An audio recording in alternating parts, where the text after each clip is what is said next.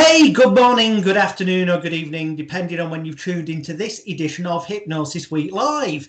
Yes, it's me again by birth, Alex William Smith, but better known to many of you as Jonathan Royle, the British bad boy of hypnosis of magicalguru.com. And I am delighted to have another amazing guest on the show this week. Now, some of you will already immediately recognize him because there he is on, well, depends which way they decide to do it, but on one side of the screen. Some of you will have perhaps not recognized him if you're in a different country, possibly, but you may have already, out of eagerness and curiosity, gone to the web links that will be below this video to his various websites and got the clue of who he is and then gone, oh yeah, I've heard of him. Whichever it is, you're about to get to know him a whole bunch better. He's the author of, well, there's 4 actual books that you can immediately go on Amazon and get if you type his name in. He is the creator of a weight loss hypnotherapy, psychological speaking therapy approach that he has called FATnosis. Some people watching will be going, you can't call things like that. Well, we'll see why he did shortly. Jointly with a business colleague of his, Dr. Sue Peacock, he's created a thing called Hypno-Anti-Depressant. Most recently with a colleague called Daniel James Nightingale, he's just helped bring to the market the world's proper first accredited, totally kosher, respectable, call it what you will, diploma for early to mid-stage dementia using hypnotherapy. So, you know, breaking new ground there. And he does a heck of a lot of work helping other therapists, just like you and me, to be able to elevate their presence on social media, in print media, in media of all forms, TV, radio. In England, he pretty much every week he's on some kind of national radio or TV show or in national media print. He walks the walk. He doesn't just talk the talk. Welcome to the show, Mr. Steve Miller. How are you, sir? I tell you what an intro. But I have to say, and I will give compliments back, it is delightful to be interviewed by someone that is massively respected by me and without doubt in my top 1% of preferred training suppliers to fill my head with new knowledge. So I'm looking forward to this. It should be very interesting.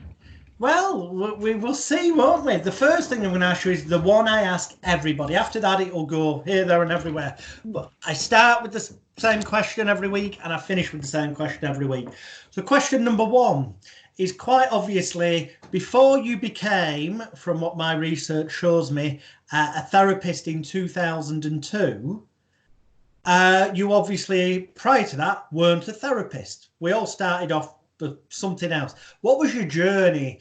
And, you know, I've obviously, you openly mentioned on your website that you've gone into specialising in weight loss, weight management, call it what you will, because you yourself had a weight battle and lost 4 stone. But what was your actual journey that brought you into the hypnotherapy world? Well, the first part really is suffering with panic attacks and anxiety, where I went to see someone, I think I was 28, something like that. And I went to see someone in Sutton Coldfield. In those days, it cost me 25 quid. And I have to say, he was really good. The poor bloke's probably dead now, to be honest. But it was really good. And he helped me significantly. And I always remember it because I was going to have a wisdom tooth extraction. And I was really nervous about it. And it was creating all sorts of anxiety. So I went to him and I was blown away, really, with the experience. So I thought to myself, do you know what? I want a bit of that. So I decided to train in it. I mean, but as well as that, you know, the jobs I've had, I've stocked the shelves in a supermarket. I've been a red coat at Butlins where... All right. Do you know what? I loved those days in Skegness because I didn't know what bed I was getting out of because I was such a hottie. Darling, I was such a hottie, honestly. And then my career built up and I went into the world of commercial selling and customer service, but then transferred over to the world of HR, but then got bored working for other people. And then it all took off, really, with my own business. And as you say, I left school with really jack shit and then went on to write 4 books that got book deals. And I've done all right, you know, and a TV show in this country and in Holland as well. So it's been, I'm quite pleased with what I've achieved. Well, yeah, I mean, your TV show in England, Fat Families for those people at home, it was called, on Sky TV. There were two series of that. First went out in 2010. And if you go on YouTube and type in Steve Miller Fat Families, there some people have uploaded actually full episode, but there's loads of clips as well. And I would also advise you to type in just Steve Miller weight loss or Steve Miller weight loss expert in YouTube and watch some of the television interviews that Steve has done. Because if you don't know, it doesn't matter really where you are in the world, you probably will have heard of Simon Cowell and his Got Talent format. So America's Got Talent, Britain's Got Talent, or whatever country you're in, England's Got Talent. You've probably heard of Simon Cowell, the outspoken judge who on things like American Idol and Pop, X Factor, you know, when reviewing the acts would say things like, that was a musical equivalent of food poisoning. And other such biting insults. Well, Steve has been in the past dubbed by British media as the Simon Cowell of weight loss hypnotherapy. Was that something you did on purpose? Was it a conscious marketing strategy, or are you just a bitchy queen? No, I think it certainly weren't on purpose, but I will tell you the honest story because I'm always transparent. I am myself and I am me.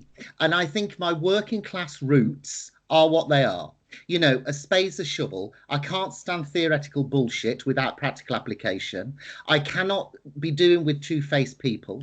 I cannot be doing where people try and make simple things complicated. So I say it quite plainly.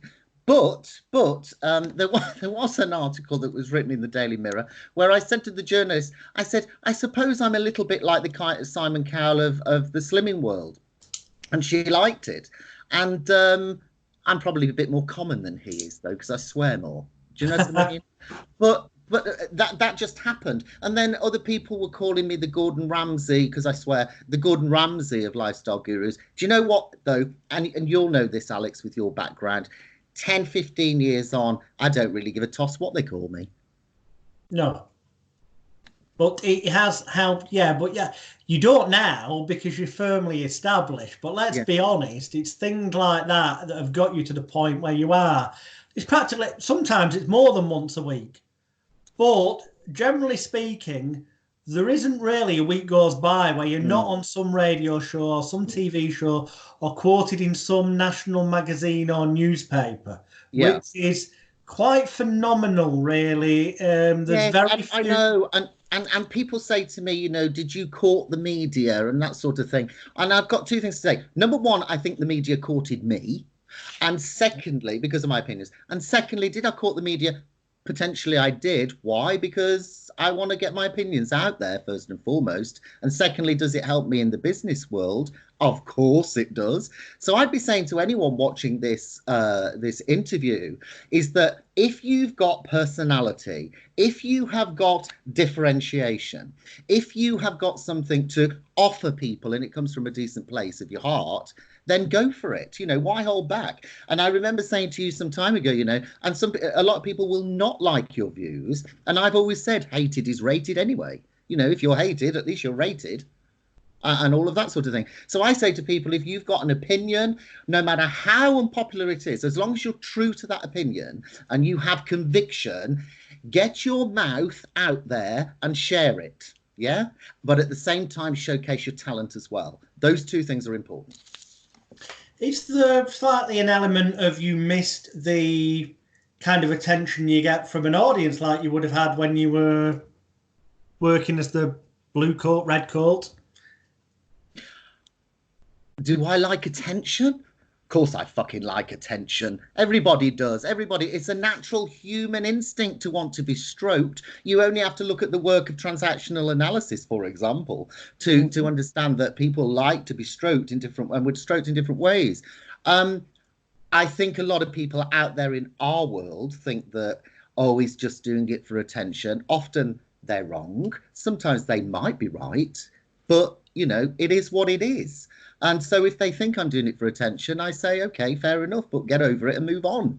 You know, what's the point? But do I like attention? Every bugger likes attention. That's why we do what we do. Hypnotherapy, the client wants attention. They want as you've always said, they want to be, and tell me what I miss out, loved, appreciated, wanted, adored, all of those things that you teach on your training course. Loved, wanted, needed, appreciated, cared for, cherished and valued. Absolutely. And every human being needs that and wants that. And I remember doing your course on day one, you start with that sort of stuff and it sticks with me completely in the therapeutic world now, completely. And really, I mean, I'm going off subject a bit, but it doesn't really matter what you do to some degree, as long as it's ethical and safe, because as long as you're meeting those needs that you've described in terms of adored, wanted, appreciated, loved, blah, blah, blah, they'll get the result. They should get the result. Now, here's the thing. I mean, generally speaking, obviously, I agree with you. You know, you know, because you've been on a course with me. You know, because I've looked at your stuff. We discussed things. We worked on things together. So obviously, some of these questions, I'm not playing thick. I'm doing it on purpose for the benefit of the people at home. Yeah. But how important do you think it is? Or rather, are you consciously aware of it becoming easier for you with your clients the more high profile you became with regular media appearances, as opposed to what it was before you had that perception?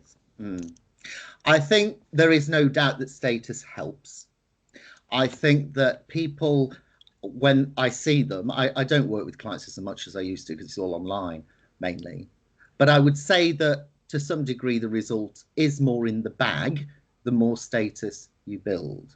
So there is that perception, especially for weight loss, that, oh, he's really good because look at the results he gets, sort of thing. And there is no doubt that sort of status brings me a bit of a halo effect, I guess, even though I don't really think about it, to be honest. I don't. But do I think it's helped me get results in the bag in the past with the clients I've worked for as the status is increased? Yes, I think it's helped. I don't think it's worked 100%, but I think it's contributed to getting the results. Yeah. Now, obviously, part of that in terms of people who perhaps haven't yet got themselves in the media and stuff is to provide what is termed social proof, evidence. Well, I mean, the thing is, and I know you all agree with me on this, there is in the therapy world in particular, a lot of bullshit, a lot of what I call the Jackanory.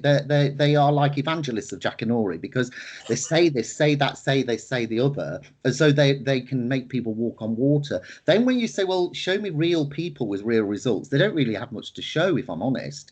And don't get me wrong, there are a lot of people that do have that level of social proof, but there is a lot of hot air. There really is a lot of hot air. I could never, ever go on national television talking about weight loss and how to do it with Eamon Holmes and Ruth, for example, if I hadn't got a string of people that I've helped lose a lot of weight. I just wouldn't have the confidence. So social proof is critical. And without a doubt, social proof used the right way can bring in the clients as well, you know. And you've got to look, if you look on Google and type in Steve Miller tells Eamon Holmes he needs to lose weight, or I think the phrase was something like, you could do with losing a few pounds. No, I told him he's too fat. I told him he's too fat. He's a lovely chap, is Eamon. Right? I really, genuinely, really like him. I've got to know him quite well. He's too fat. Well, he was then. I don't know what the latest is, but he was too fat. So I told him he was too fat. And I said, you are a heart attack waiting to happen. And don't get me wrong, I still struggle. It's a daily challenge for me with my weight, you know, to keep it off and keep it reasonable. It is a challenge, and I get that. But yeah, why do we live in this world where we're wrapping it up so much as long as it's coming from a good place with a reasonable sensitivity? What's wrong with the word fat? And in your intro, you mentioned the word FATnosis, and, you know, ooh, what sort of reaction will that be? You know, back then, people were saying to me, some people were saying, they were saying to me, why don't you call it slimnosis? And I said, because from a hypnotic point of view, it will not hit the emotion. Yeah. And they didn't get it. They didn't get it. More people get FATnosis now. The public on the whole love it because it has a sense of humor. It's very direct. It's very practical.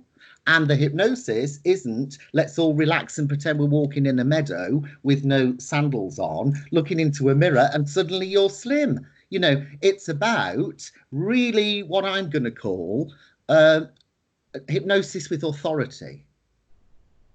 You know, that stuff like you do when you do. I mean, I've seen you, for example, do anxiety hypnosis, really kind of dominant, where I can't remember the technique, Alex, but it's kind of where you go, all that crap is coming out your arm. Oh, yeah. I've seen all the negative feelings, thoughts, emotions, triggers, and ideas, anything connected. Your unconscious mind just allows it all to go into the arm now. And then, yeah, much. I'm not going to shout because we're on a computer. It'll deafen people. But, yeah, proper. And now it's different. And when I tap you on the hand, everything, you know, the arm will go limp and loose. And that just lets go now of all that. And my belief, you see, is that's what people want. They don't want some gentle, you know, cardigan wearing, sit with a cat in the therapy room, gentle facilitator that's going to take you through the meadow. They want it strong. If they're anxious, they want it gone. And they want it, I'm shouting, but they want it gone now. Yeah. Like you illustrated with that technique. I use that technique. It is brilliant. So, right, and I am asking this on purpose because I do have my own view, and this one isn't devil's advocate. I genuinely believe this gives you an advantage with weight loss as a male. Personally, I think for weight loss, the largest number of clients tend to be female. I am stereotyping. I know there's men that do go to therapists, but generally speaking, it tends to be more the female that goes. And therefore, generally speaking, it might just maybe a self-limiting belief. Therapists sat at home will probably try and say, and maybe it is, or maybe it's you watching own cognitive dissonance, not allowing you to accept the truth of what I'm about to say, which is that I believe that a woman is more likely to listen to a female therapist or a quite flamboyantly gay male, as that will feel less threatening and insulting to them, especially with the kind of provocative approach that you use. You're kind of gay shaming me. I think I have to say, first of all, can I thank you for being direct with with a question like that, because often people are too nervous to ask me that sort of thing. Can I say that you are more or less 100% spot on, 100% spot on, and I agree with you. But there are males out there that can do it that are not gay. So if you take, for example, Wayne Durana, who but he naturally can, because he's very theatrical, a performer. Yes, and I get that. I totally get that. He is, but he's not gay. No, but he can do it. So what I would say is, I think that you're correct in the main, but I think there are some exceptions of men that are like Wayne, that have that kind of flamboyance and natural charisma that that can do it with women. Yeah. It's a good question, and it's one actually that, in all seriousness, is asked of me one-to-one by people when they get to know me. And I think they have a valid point, because FATnosis does have a flamboyance. FATnosis does have a charisma. And I would say that actually experience now says to me that 95% of hypnotherapists would be useless at trying to be a practitioner for FATnosis. Unfortunately, 95% of hypnotherapists would be useless trying to be hypnotherapists. And again, Alex, I 100% agree with you. And it's probably one of the reasons that by some people, not everybody by far, by some people we're not very liked, because we do actually give an opinion that isn't always hearts and flowers. And, you know, the reality is that a lot of people that are hypnotherapists could not inspire the thirsty to drink water. It's sad but true. It really is. I know, it is. And by the way, I am going to give you a little promo here, because I would say to anyone watching this, and by the way, you lot, he hasn't told me to say this before any of you crack on, he has, because he hasn't. Everyone should do your course, because it delivers that sort of reality. Your course delivered in 48 hours what some courses have not delivered in a year.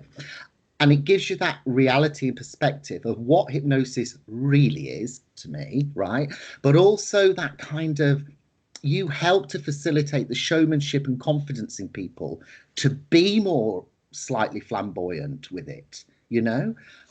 So I am going to say that, and anyone watching this should do your course. I've always said that anyway. And no matter what crap people come out with, you know, oh, he's not a real doctor, no he's not, he shouldn't call himself that, I don't really care. What I do know is that you're a very, very hot talent in this so-called profession. Oh, thank you. Yeah. Let's get back to you, which, okay.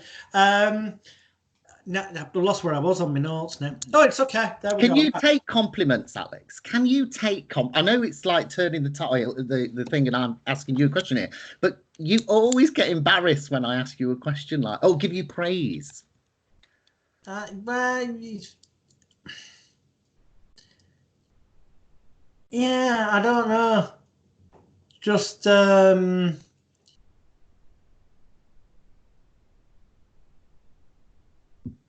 have no doubts in my own abilities, and in fact, I would quite happily shout them from the mountaintops. But when someone turns around to you and says, "Wow, do you know what? Do you know how great you are? How good you are? The knowledge you impart in people? How you're this encyclopedia?" I've always noticed you're very. You see, I don't think people see that, how sensitive you are as well. No, trying to turn it right. Back to you. Right? You were saying about delivering value. Now, this is an interesting one because I'm going off on one. We'll keep going back. We'll go around in circles. It'll all come together. You, it's a good few years ago now, messaged me and you went, have you got any ideas? I need to set up an association so I can keep an eye on me weight loss hypnotherapist and that. And we bounced ideas together and you eventually set up the Association of Weight Loss Hypnotherapists. And I am openly known, well, viewers who know any of my stuff will know that I say do not go wasting money on joining glorified boys clubs because you will get no real worth or value out of it. They claim to be able to get you cheaper insurance, but the truth is I can get members of my boot camp insurance just as cheap, sometimes cheaper.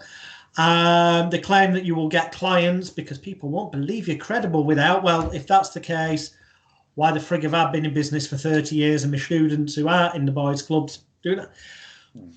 But I do, and it's not because I know Steve, I do say to people that if you're going to do weight loss hypnotherapy, a bit pointless otherwise, but if you're going to do weight loss hypnotherapy, it's worth joining the Association of Weight Loss Hypnotherapists, link below, because you will get one massive value, and that is. However, I closed it down. Did you? I did. Well, there you go. Well, the website's still up. Oh. This is great. I love natural interviews, and the reason for that was, well, there was a few reasons, but predominantly, number one, the people that were joining it really, not all, but. And the inquiries that were coming in that didn't join it, I didn't really have faith in, if I'm totally honest. Okay. And I didn't really want an association that was packed full of people that were not particularly great, if I'm honest, in my opinion. So that's one of the key reasons that I decided just to abolish it. From the perspective of anybody, and now it's just for those that have trained as a FATnosis licensed practitioner, which actually I've even narrowed that down now, because to train as a FATnosis practitioner, it's now all one-to-one. I don't do it in a group anymore because I want the control. Yeah. So and it's really interesting when you talk about associations, about the boys clubs and whatever. I've always had a mixed view on it, to be quite honest with you. First of all, do they correlate to competence? No. That's a key thing for me. Absolutely not, based on my observation. Number two, do we need them?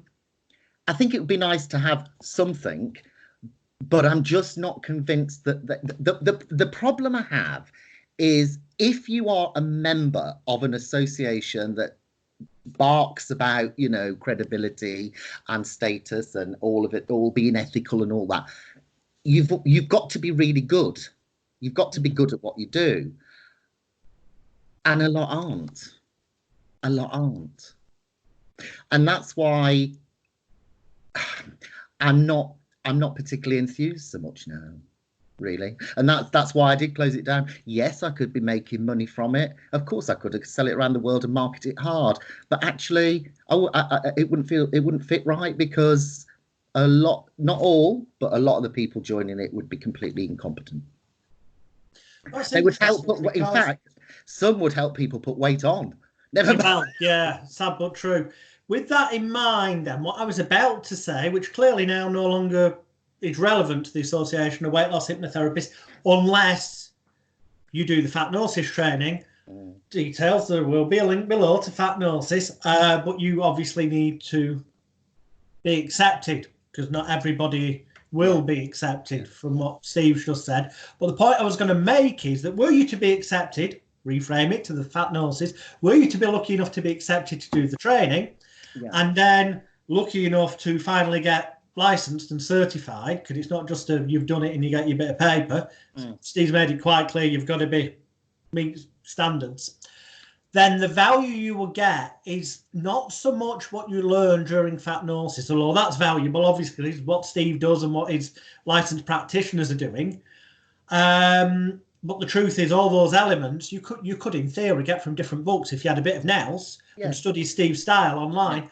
But your massive value would be saving time, getting the structures that work in the real world. But more importantly than that, FATnosis, tap it into Google, tap it into YouTube, type in Steve Miller into YouTube, Steve Miller weight loss, because they would do, you know, even if you yourself were to do the FATnosis course, pass it, you would, within your marketing materials, obviously include Steve's name.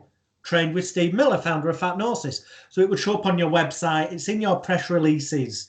And those journalists in your local area, and then also nationally, would, if they would have already heard of Steve, but if they hadn't, they tap it in Google and go, oh, it's him, we recognise the fact, and it would actually make your job easier to get publicity. And that's the value, because, as I said before, practically every week, whether it's a radio show, a TV show, a newspaper or magazine article, or a combination of them some weeks, every time Steve's in the newspaper plugging FATnosis, anyone who is a licensed practitioner is benefiting, because they can jump on board and use that publicity as well to push to get clients for themselves. So when it was the Association of Weight Loss Hypnotherapists generally, I used to say this is the only one I'll recommend people to join, because you actually got that value. Yes. And you're right that it was a badge for marketing. Yeah. It was.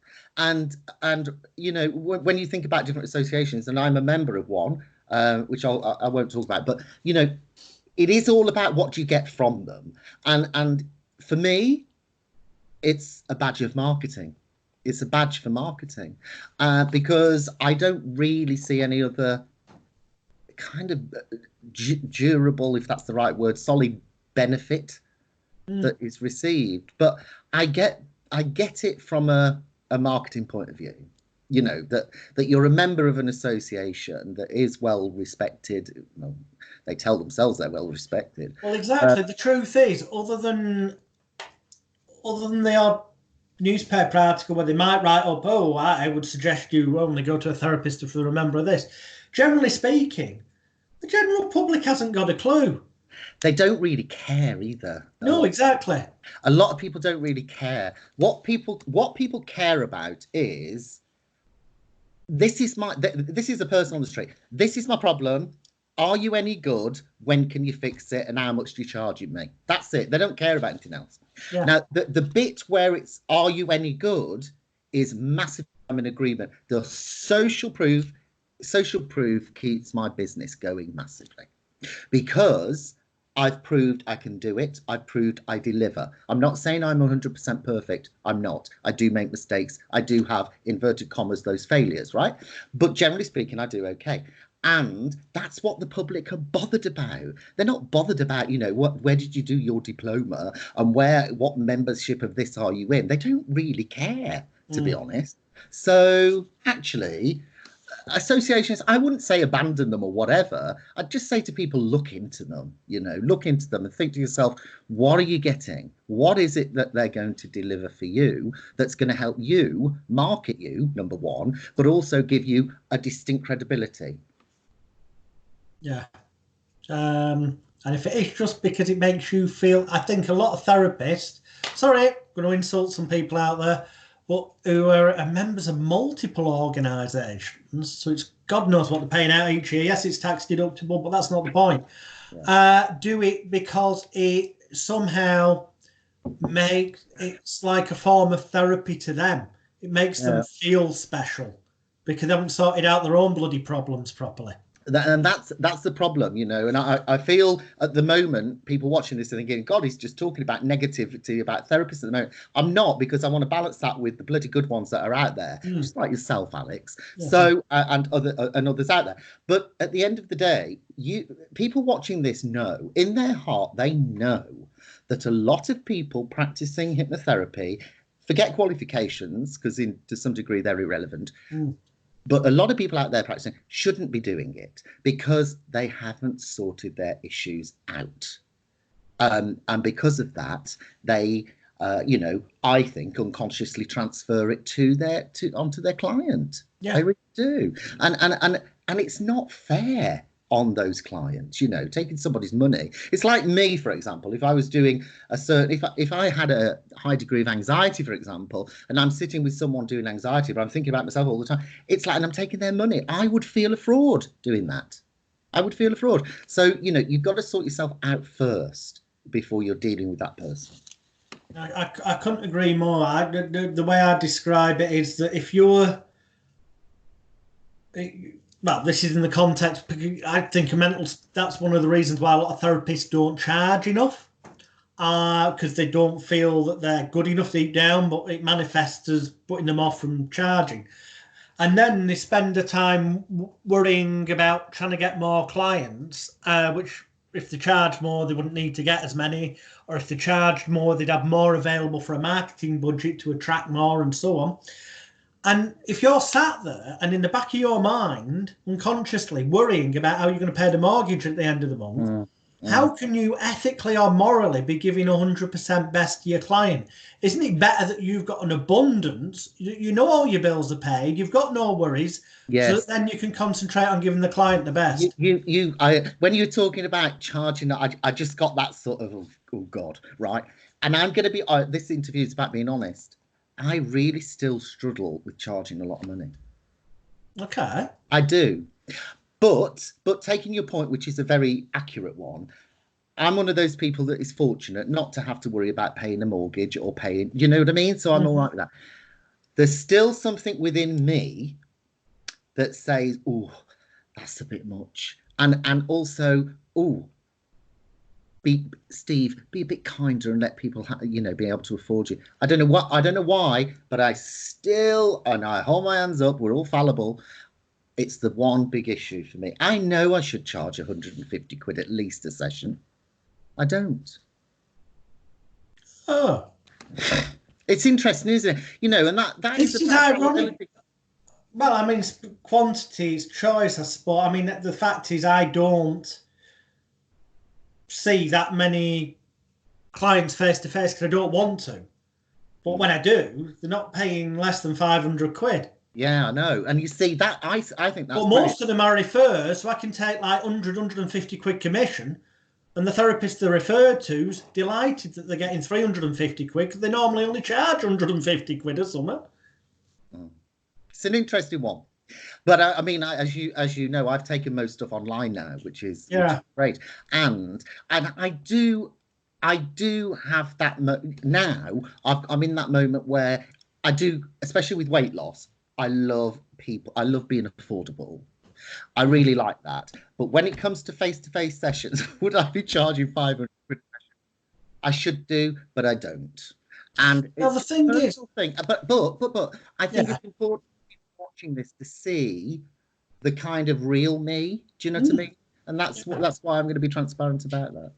thing is, Law, that's fair enough. But then, as you say, you put stuff online now, so there's programs, a large part of it's automated, or there's not traveling to an office and all that kind of stuff, which means that actually, from a productivity point of view, there's only so many hours in a day you can physically see people. But if a lot of it's automated, you can ultimately have more clients. So you can actually charge less, but ultimately make more. The supermarket principle, stack it high, sell it cheap. And that's what I do with my hypnosis training. So I totally get you. But although I do that with hypnosis training, it's weird. I'll charge a premium for doing therapy, but that's because it's physical. It's taking up my time. I'm a lazy bugger, really, to be honest. So I do get where you're coming from. When is your next one? I might come on it again, you know. But I don't know at the moment, because as we do this, we're on close. It's going to go live. But for future reference, anyone watching this in years to come, it's the 6th of April 2020, and we're on house arrest at home. Sorry, lockdown they're calling it, I should say, because of this coronavirus, COVID-13. It's just a fancy flu. They're blowing it out of proportion. But hey-oh, we have no choice. We have to stay at home. And it's hilarious, actually. I don't know. Have you looked at some of the therapist profiles? Oh, I'm going to pay the mortgage. Oh, the government are only going to give us this much. Are you telling me that on the predictions that in about 3 months, hopefully, we should be reasonably back to normal, that you do not have enough savings to get you through the next 3 months? Because if you're one of those therapists who's posting on social media that you're panicking, and I've seen one or two who've ended up, they've gone getting one of these, Tesco are offering shelf stacking jobs because they're overrun at the supermarket. If you didn't have enough money there to get through 3 months, you seriously need to do some training in marketing, advertising, publicity and promotion. Absolutely. Which is something that Steve does through his hypnotherapist business school. Yeah, and that's where online comes, you know. This situation has arisen, and I'm one of those people that's kind of, I didn't know it was coming, but I'm in a decent position because 90% now is all online. And I would say to all people watching this, you know, really give yourself a talking to now. Let this be the catalyst sort of thing to make you really think about what is it you can take online as well as delivering face-to-face client sessions. Because honestly, there's never been a more important time and an opportunistic time to take your stuff online, and people should do. And like you, I quite like sitting, if I'm on a Skype with somebody, sitting in my pants. Yeah, because nobody knows, and it's just chilled, relaxed. Exactly. Absolutely love it. Right, what's next, Alex? Well, we have so many. We've talked. Well, no, right. To finish off on FATnosis before we go on to the other areas. Yeah. We've already covered the fact that it's very theatrical. It's very direct. It's authoritarian. It's very provocative. So people at home, if you think Frank Farrelly, provocative hypnotherapy. Yeah. Kind of like that on acid, with a bitchy queen element to it as well. Yeah. What do you think is the key, if you had to sum it up as one key thing that people should bear in mind when they're dealing with weight loss clients? Yes, I can answer that straight away, is to remember that when you're motivating someone to lose weight and manage their weight, there are two types of motivation. That one style, as you and I know, which would be the pull style of motivation, which is all the nice stuff, you know, the dresses you'll be wearing, the clothes shops you'll be able to go into, all of that stuff, that nice stuff. But there is also the push style of motivation, which is motivating people away from what they don't want. So, you know, things such as those health consequences, those things such as someone said to me some time ago, you know, Steve, I'm here, I'm single, I'm something like, I think she was about 20 stone, very, very overweight, very fat, right? She said to me, who's going to look at me looking like this? And I said, my darling, at the moment, nobody, or very few. And she said, that's the breath of fresh air I wanted.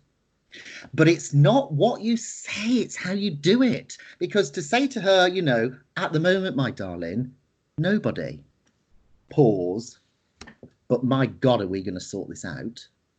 That's the difference. Yeah. So I would be saying to people, it's not all about hearts and flowers helping people to lose weight. You also have to be strong. Okay, because interestingly, people who are overweight, there can be other linked issues sometimes, underlying things. It isn't always just about eating too much or not doing enough exercise, or largely it is. But sometimes, for example, child abuse or rape victims, and sometimes that can cause them to want to effectively eat themselves repulsive, because then they feel safe. Do you deal with clients that fall into those categories as well? I do some, I don't others. Okay. And do you know what people have said to me in the past? They've asked me this in the past, and they've said, how do you know though? And I have to say this, I just feel it. And I could, you know, come out with all the academic theories and all of that stuff, which I'm not going to do, because I just feel it in my gut. If I sit there and look, I just and I guess this is the subconscious or whatever we want to call it, but I just have that gut moment. Am I feeling that I can turn this around?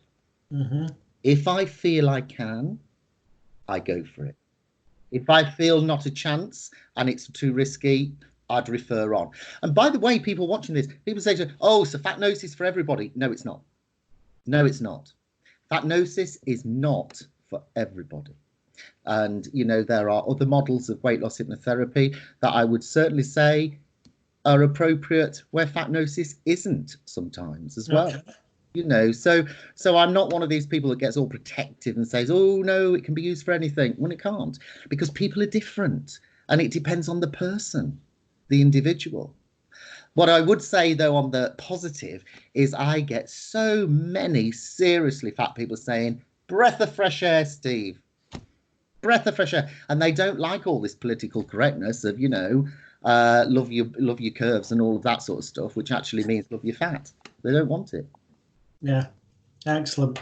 So we'll leave weight behind briefly and go on to some of the other areas that you work within pretty regularly. And I know with your colleague Dr. Sue Peacock, a lovely lady I met down in Birmingham for the first time, but then she's been on other events with me since. She's a fan. She's a fan of yours. Well, thank you. There you go. Hello, Sue. Hypno-Anti-Depressant. Tell us about that, how it came about, and how yours and Sue's combined approach is different. Yeah, it's really interesting this one because I've done FATnosis and I thought, what else really fascinates me? And depression did a bit, and I thought, and people started saying to me, oh, you'd be really good with depressed people, and I thought, really? I was actually quite surprised. And they actually said, because there's too much, you know, when you think about helping people with depression, there's too much doom and gloom in the approach to deal with it. So I came up with this sort of thing is there a gap where you can help people move forward from depression in a non-depressing way? So what I mean by that is helping someone move forward with a facilitator that isn't head to the left, nodding like a counsellor, again with the rug on the knees, with the cat on the lap, but someone that says, yes, life is shit at the moment, and we're going to talk about that, but we are going to move forward from this. And in your time, Mr. Client, Mrs. Client, in your own time, you will carry out the things that I facilitate with you, and we'll work together through it. But at the time, I knew I weren't the right, I knew I had to have someone else. So I thought to myself, who do I know that has a very different style to me? And it was Dr. Sue, who is a health psychologist and, you know, trained up to the hilt. And so we developed this model for hypnotherapists of five kind of modules that takes the learner through understanding how to help a client, what I call debug depression, whether that's through practical things such as the right exercise, looking around the room and thinking, what colour changes can I make in the room, and different things you can do on your mood and stuff like that, as well as hypnotherapy and hypnotherapeutic intervention. So what you've got is a model that actually does not include relaxation. Yeah, okay. But it includes more of, from a hypnosis point of view, a very kind of, not as evangelical as FATnosis, but certainly an evangelical spirit within the hypnosis in terms of its delivery, to help people move forward and to recognize that they can move forward and that they can change their perception about, for example, about what they should be like and should have achieved by now, compared to, and therefore then accept where they're at. And I would say it's a very creative way that we do it. And the hypnosis we call mood magic, for example, Okay. So I love it. And people say to me, oh, is it like FATnosis? I would say there's an overlap, but there is a difference. So I would say the overlap is the creativity of the hypnosis and the tools, but also the overlap to some degree is the delivery in terms of the positive motivation. So Hypno-Anti-Depressant is helping people move forward, I guess, through motivational hypnotherapy and motivational coaching. Depression obviously can have different tiers. Do you choose to only work with certain tiers of it, or are you, do you use the approach also to help people come back from the brink, so to speak, who could be, if left alone, could be fast approaching? No. And also, what liaison do you have with the doctors? Yes. There is, if a client is taking antidepressants, there is always contact with the GP first. Mm-hmm. And obviously the practitioner would wait for the GP to reply. They never do, but we let them know in the recorded delivery that if we don't hear, we'll move forward. This is only for what we would call mild to moderate depression. Okay. And we use I can't even remember the name of the bloody thing, but we use a form that's an NHS one that Sue got. So yeah, you can find it on Google. It's something like PQ. Yeah, it's 20 odd questions. That's it. And it's literally yes, no, and at the end there's a score box, and it tells you which category you fall in. Doctors use them in the surgery. It's available on Google. Type in 20 questions depression. And it's very basic. I've got to be honest, I think it's very basic. But what we say is mild to moderate. So there are different what we call contraindications that the practitioner would look at first. So if there is a history of recent psychiatric illness, then obviously we would not work with a client that presents with that. You've got, it's very, very ethical. And so if ever there is an issue, should I take this client, should I not, Dr. Sue is the person that comes in, and actually makes the decision and will say no because of this reason, Mm-hmm. And that's where we complement, because I would say for Hypno-Anti-Depression program, she is more the clinician, I'm more of the creative rah motivation to help the client really feel that they can move forward. The thing is, why be depressed about depression? Well, yeah, that's an oxymoron, isn't it? I mean, I just don't, when I sit with somebody and they talk to me about the depression, of course there is that part where you've got to give people space and time, and you've got to be in their world, and you've got to cut out everything else and be with them completely. But there comes a point where they are paying you, and this is what I believe, they're paying me to really believe in them so that they believe in themselves, that they can move forward. And that's what I'm good at. And that's what I find a lot of clients like. So that's about, we're just going to link these together, as it were. So people can get overweight for many reasons. People can get depressed for many reasons.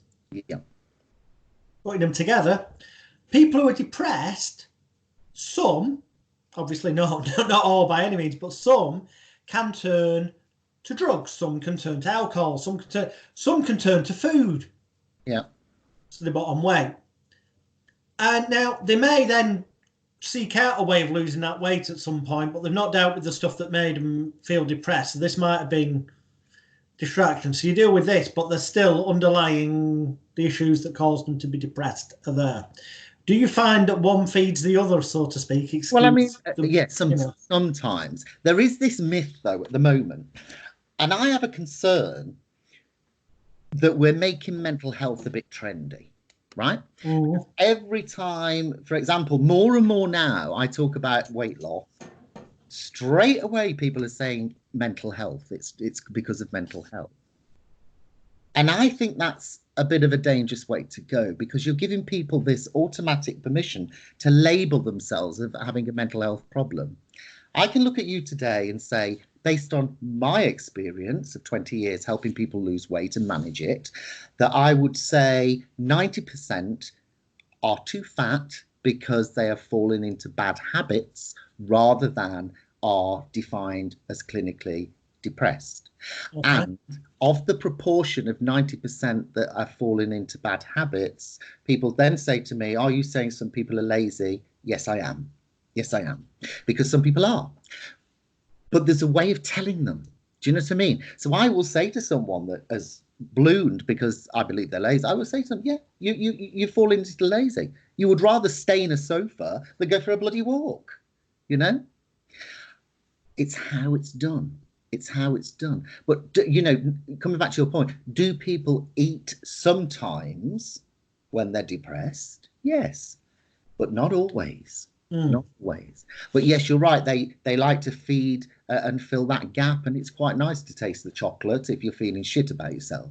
What we do, what's important, of course, is to drive their supreme self-esteem through the roof, so that they'd rather feed themselves with self-esteem, optimism, and an elevation of that, rather than eat the fridge. Yeah, excellent. But I would say to people watching this, it's really important, because it does get my goat up when people are saying to me, quite often, hypnotherapists in particular, who have no social proof, that people are fat because of emotional eating. No, they're not. Not all of them. You cannot. We label too often that people have an emotional eating problem if they're too fat. No, they don't. You ask, for example, you ask Christine Drain, who I've supported to lose 10 stone, and she said to me, I said it for years, Steve, I had emotional eating problems. And when she visited some hypnotherapists, I'm sorry, she got fatter. Not with me, she didn't. She was told, bluntly told, from the heart, that you're making it an excuse. You're fat on excuses, my darling. We're going to sort this out. And she said it was the catalyst that made her lose 10 stone. Wow. And she had a history of depression. Not anymore. She laughs. She enjoys life. She can go clothes shopping now and wear what she wants. And we celebrate that. And I have to say, I know we're on depression a bit, but I'm going back, is the other thing that I really encourage hypnotherapists to do is to just relax with clients a bit. So what I mean by that is, you know, it was like a war had broken out a few years ago when I said, with a weight loss client, when they lose their weight, and I go shopping with them. Oh, I remember this on Facebook. And it was you're getting a bit friendly with your clients, aren't you? You should be doing that. Great breaks the ground rules. I say that to anyone, right? Because if you think I'm not going to celebrate the success with my client, then it just ain't going to happen. So I will sip champagne. I will go shopping with them, etc. You know, the time to worry is if I'm trying to do untoward to them physically and whatever, you know, it's just crazy. So I think we've got to modernize hypnotherapy a little bit as well in terms of ethics. You know, I think ethics are important. Of course they are, you know, but we've got to just let the elastic stretch a little bit with certain things. Well, in which case, this isn't on the nose. It's just because of what you've just said. Yeah. So modernising things. So there's these boys' clubs, some of which are better than others, but they're still effectively just boys' clubs. your national councils for hypnotherapy, your flipping general hypnotherapy registers. There's a whole bunch of them. And pretty much all of them have a rule that if you're a member and you're a hypnotherapist with this society or association, you're not allowed to do stage hypnosis shows. Mine says that. Why? I don't know. Because it's. I'll say why. Can I just let me put this at you? Go on then. Without Dave Alman, who was a stage hypnotist before he was a hypnotherapist, without the likes of Orman McGill, stage hypnotist far more than he ever was a therapist, and yet he's held up as a therapist, without the likes of Gil Boyne, again, stage hypnotist before he was ever a therapist and carried on doing stage all the time, without the likes of Paul McKenna, stage hypnotist ultimately, without the likes of Richard Bandler, started off as a stage hypnotist in the nightclubs, I'm reliably informed. I could go on and on. Without Neil French of the International Association of Hypnoanalysts, started out as a stage hypnotist. I could go on and on. There's a list and list. The major names that have actually changed the hypnotherapy industry over the years were stage hypnotists. And there's one other thing I would add to that, actually. If you want, and this is a message to the audience, if you want to develop supreme confidence in front of clients to deliver your hypnosis clinical program of support, go and train on a clinical program with someone that has been a stage hypnotist, because I generally find them much better. And I don't want to blow smoke right up your arse again, but that's why I think you do so well, because you get it, and you were a stage hypnotist, you know. And I think that we can learn. Still are. And we can learn so much from broadening our mind and think, this is what I did with you. Because I remember years ago, I thought, I don't like him, right? Blah, blah, blah. I thought, God, he's full of himself. to me saying that. Then I listened and I thought, you know, and you invite me to your course, and I thought, I'm going to do this. Oh, best course I've ever been on. Absolutely. And I think that was because you had the background in stage, but also the intellect and knowledge to understand what hypnosis really was, and to apply that in a very practical way to facilitate a positive outcome for a client. So I'd say to everybody, I think the associations are wrong on that. I think that they should loosen up about it a bit. You know, for me, ethics are, thou shalt not engage in sexual blah blah with the client, thou shalt not steal from a client, thou shalt not physically hurt a client, all of that sort of thing. I don't think stage is an issue, you know. So I think we've got to modernize a little bit, you know. I think personally that there are criminal laws there and civil laws normally, and that ultimately ethically, morally, it can be summed up as giving the client what they want in the fastest, safest manner that will be long lasting for them.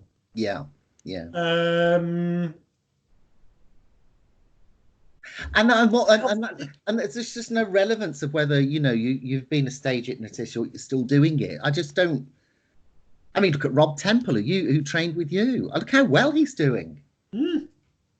Phenomenally well. He's great at clinical work, I'm sure of it. But my God, that's probably because he's so good at stage work as well. So I say learn from these people rather than slate them and make it all prohibited. Learn from them. And I would even say, you know, and I have even said, you know, any professional organisation that says to me that, you know, I cannot do certain things that I think actually are decent and moral, then they can get stuffed. That's how it is. Because we don't need them, as you say, really, anyway. Now, technically speaking, well, not technically speaking, unless you're going to drop a bombshell on me, I didn't know, but I'm pretty confident in stating you've never done a stage hypnosis show, in the sense of it being a stage hypnosis show. And yet, I think I'd be rubbish at it. Well, yeah, and yeah, I would, well, I don't think so, but anyway, I would argue you probably have done stage hypnosis without it being called that and without it being presented as such. Yeah. Um, Within your duties as a red coat or blue coat, the holiday camp, because what red coats, blue coats do to get the holiday makers having fun and joining in and all this, that, the other.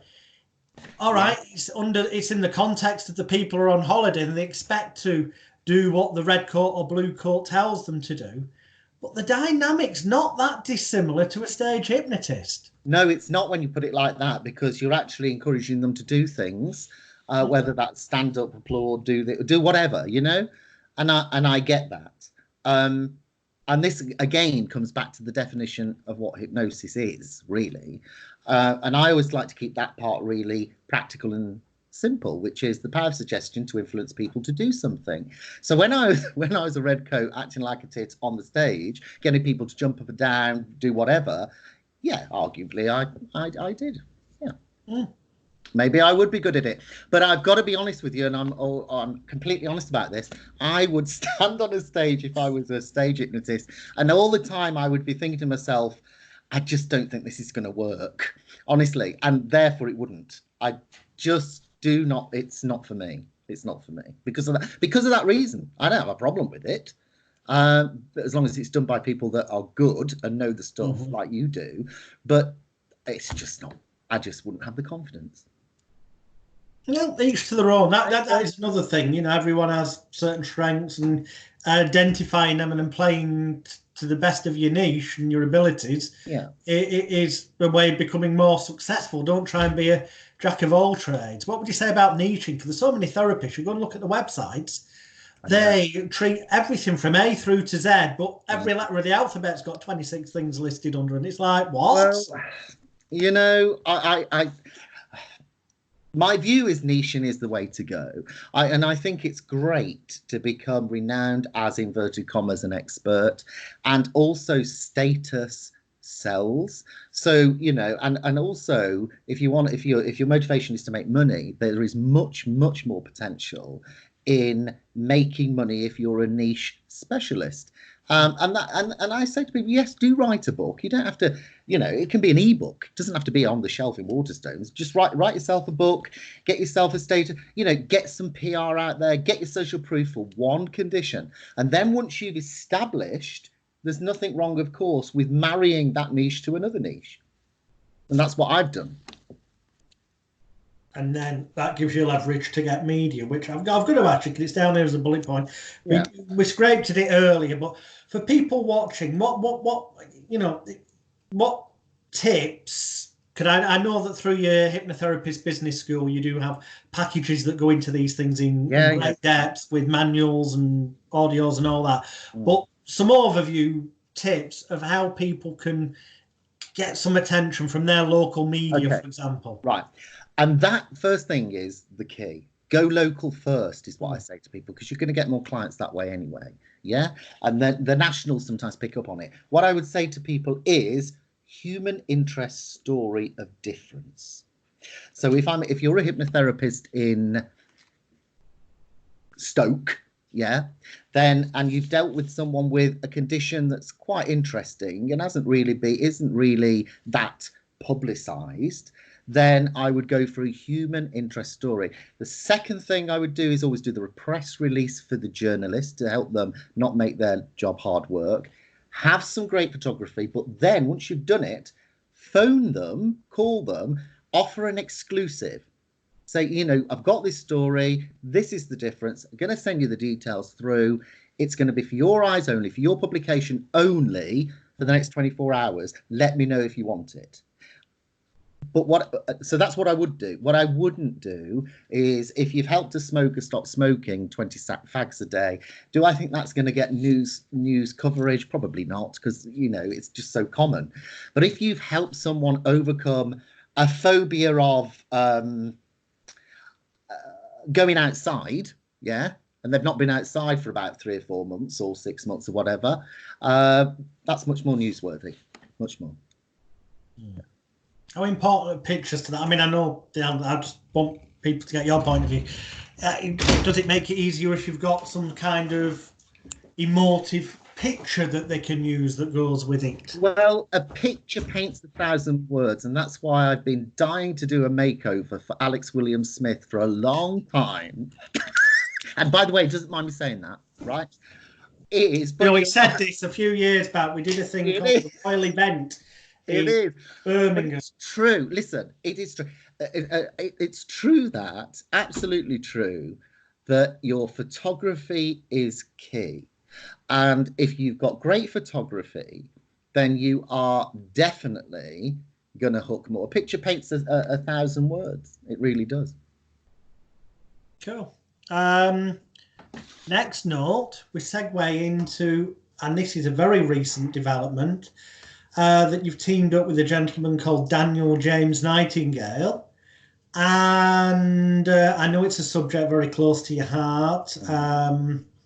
I'm only mentioning this because you don't hide it on social media.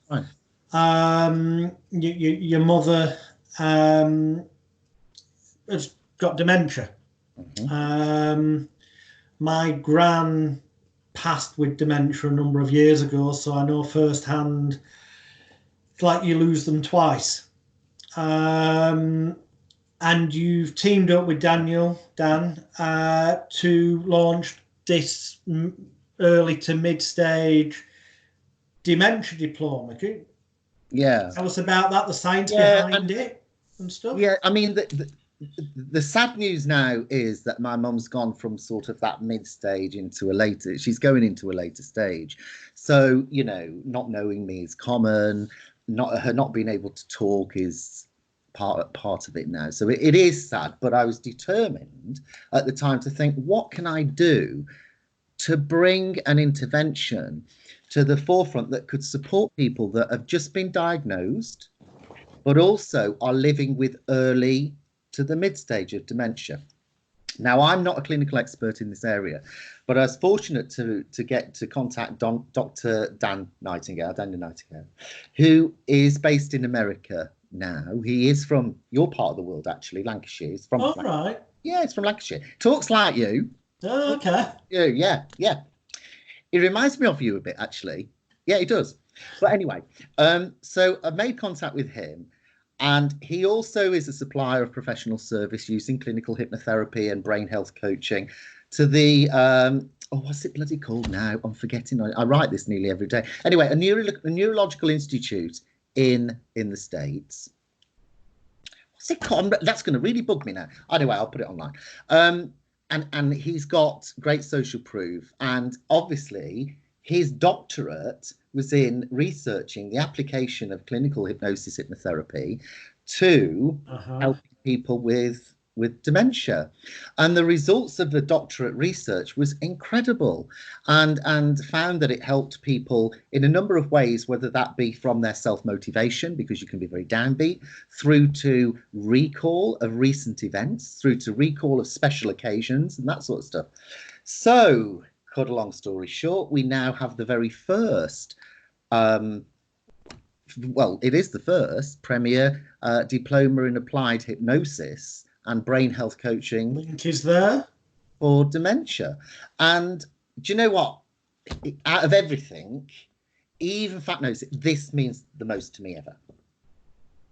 It really does. I'm also part of his team now, so I do the sort of businessy stuff and whatever.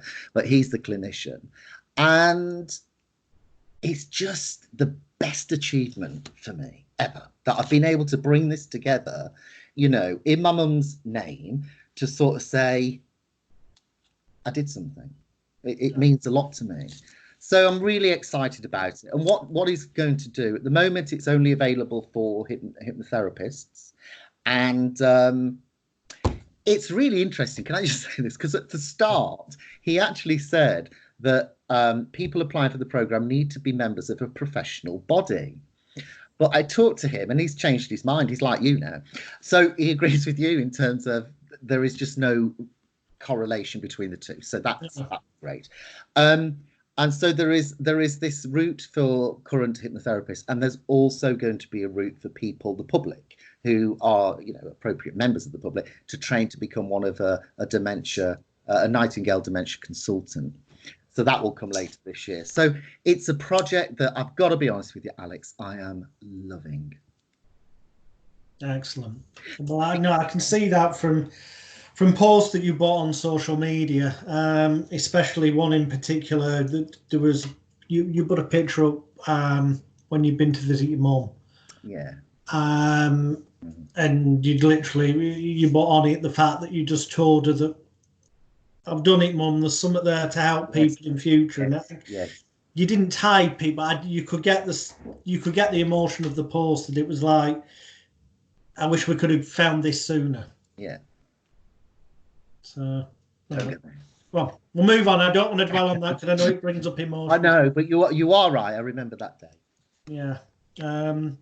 So let's lift the spirits. Lift your bloody spirits up, Alex. Come on. Indeed. Let's lift the spirits up. So we've covered dementia, the fact that hypnosis has possibilities. We've covered weight loss or weight management, whichever you want to call it. Now, that's an interesting one. It reminds me, what do you tend to refer to it as? Because there's that argument that weight loss is a negative suggestion, but weight management is a positive one. Well, I've heard this lots of times, that if you say weight loss, people feel they're losing something. And I did listen to that. And I get the theory of it. I get the reasoning people would suggest that. The reality is that nearly every client I've worked with talks about weight loss. And as long as I go with that language, which I will do, I'll continue with that. So I do use weight loss. But at the same time, what's important is to make sure that you are hammering home that what they're replacing that with. So there may be a loss of something. So you're dissociating a part of life, but you are replacing it with something stronger, much better, much more healthier, much more, the supreme self-esteem. It's within that new part. So I do use weight loss, but I do use weight management as well. Now, you mentioned the word part there several times. Are you talking in terms of using actually parts, therapy parts, integration type stuff? Yes, and I do use that. I think this is an example of something that, as a hypnotherapist, we could make more of than it is. It's just common sense to me that if there's something in here I need to take out that's kind of holding me back, I need to put something else back in. And so when I work with the client, I'll always start by saying to them, what is it you want to put into your head? Because that's exactly what I'm going to do. But sometimes, quite often, I'll say, what is it you want me to take out of your head? They tell me, what is it you want me to replace it with and put into your head? And do you know what? Those two sentences, I absolutely believe, if they're delivered with confidence, biggest part of therapy. Because what you're saying, and I think you'll agree with this, is the suggestion is me. It's not a model, really. The suggestion, when you bring it down to brass tacks, I sit in front of someone, if I've got a problem, I want, if it's hypnosis, their level of ability to inspire me, to have presence, to have charisma, to have conviction, to have confidence, that's the difference that makes the difference. It's not all this blooming, in my opinion, it's not all this, what am I doing here? It's the EMDR or whatever you call it, Is that EMDR? Something like that. Yeah, it is EMDR. All of that, that is just, and now this is where I agree totally with you. That's a ritual, but it's my ability to work with that ritual confidently, with charisma, with conviction, and at the same time showing that client, as you always say, that to get them to feel loved, wanted, appreciated, cherished, and blah, blah, blah. The days when I don't get the results is when I'm pretty shit in myself, that I've not projected the confidence, I've not done the conviction, I've not projected all that. The days when I get the results is when I have done. Do you agree with that? Oh, I totally agree.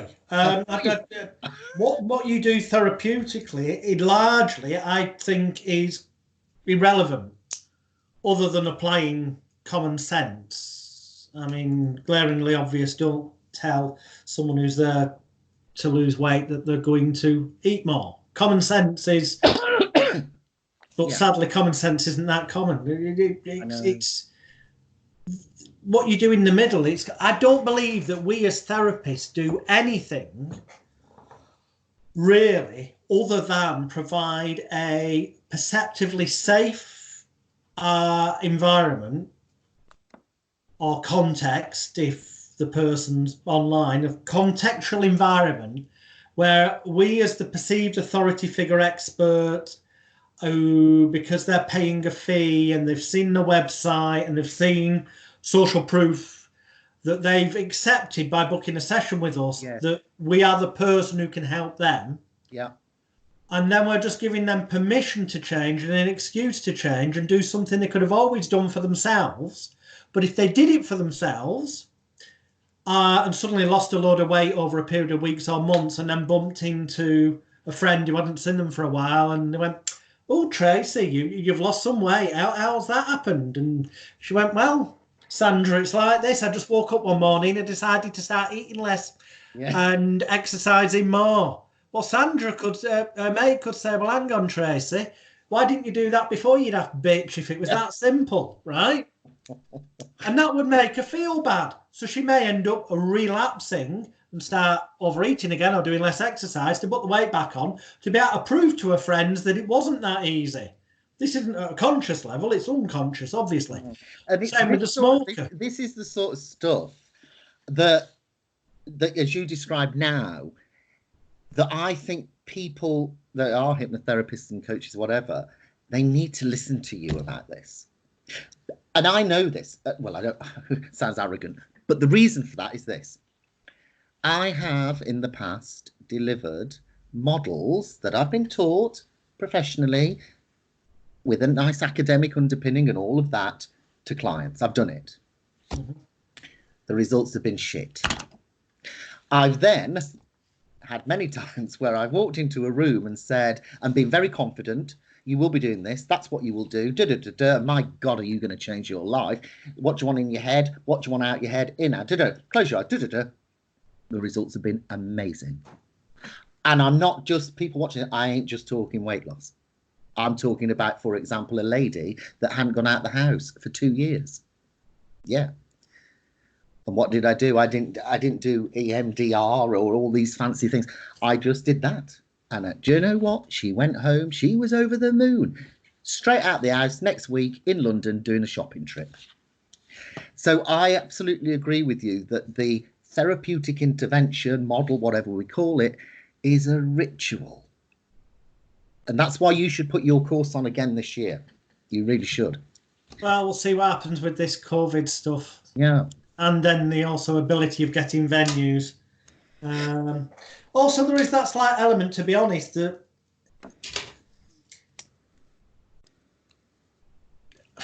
I'm lazy. Like, I know you are. I don't mind showing up and just doing it. It was beautiful just showing up a couple of years ago in Birmingham. Royle event. Tell me when to walk on. I tell you what, the Royle event we did was just such a success. And I was really nervous about it because I took a lot of crap. Because took a lot of crap. Yes. But you know what? That was okay. That was okay. I could deal with that, blah, blah, blah.